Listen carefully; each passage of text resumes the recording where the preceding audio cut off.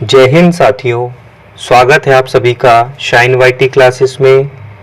Hindi short hand की practice dictation 80 शब्द प्रति मिनट गति से डिक्टेशन 5 सेकंड में शुरू होगी।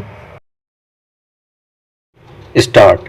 दिव्यांग जनों को सामान्य नागरिक अधिकार और सम्मानजनक जीवन जीने के अवसर सुनिश्चित कराना सरकारों के सामने बड़ी चुनौती है।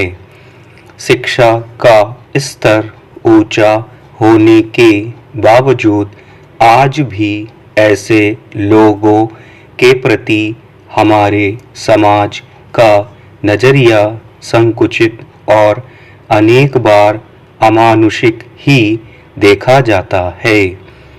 हालांकि सरकारें ऐसे बच्चों की पढ़ाई लिखाई, चिकित्सा, प्रशिक्षण आदि के लिए अलग से वित्तीय प्रबंध करती हैं।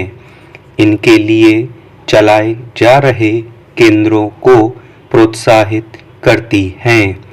फिर भी दिव्यांगजनों के जीवन में अपेक्षित बेहतरी नजर नहीं आती, इसलिए कि बहुत बार न केवल समाज के सामान्य लोगों बल्कि उनके लिए विशेष रूप से चलाए जा रहे केंद्रों का दृष्टिकोण भी अमानवीय ही होता है। इसका ताजा उदाहरण देहरादून के एक केंद्र में मानसिक रूप से कमजोर 2 सगे भाइयों के साथ क्रूर व्यवहार और यौन शोषण का है। यह केंद्र विशेष लालन पालन और शिक्षा की दरकार वाले बच्चों के लिए खोला गया था। उसमें छात्रावास का भी प्रबंध था। खबर के मुताबिक दिल्ली की एक संस्था ने देहरादून में किराए के भवन में यह केंद्र खोला था, मगर उस केंद्र में बच्चों की देखरेख करने वाला एक कर्मचारी वहां के बच्चों का यौन शोषण और शारीरिक रूप से प्रताड़ित करता था। सगे भाइयों ने अपनी मां से आप बीती बताई तो उसने प्राथमिकी दर्ज कराई। आरोपी कर्मचारी को गिरफ्तार कर लिया गया है। राज्य बाल कल्याण समिति ने इस मामले में सख्त कदम उठाते हुए केंद्र को बंद करा दिया है, पर यह सवाल अपनी जगह है कि इससे कितने ऐसे केंद्र सबक लेंगे। यह कोई पहली घटना नहीं है।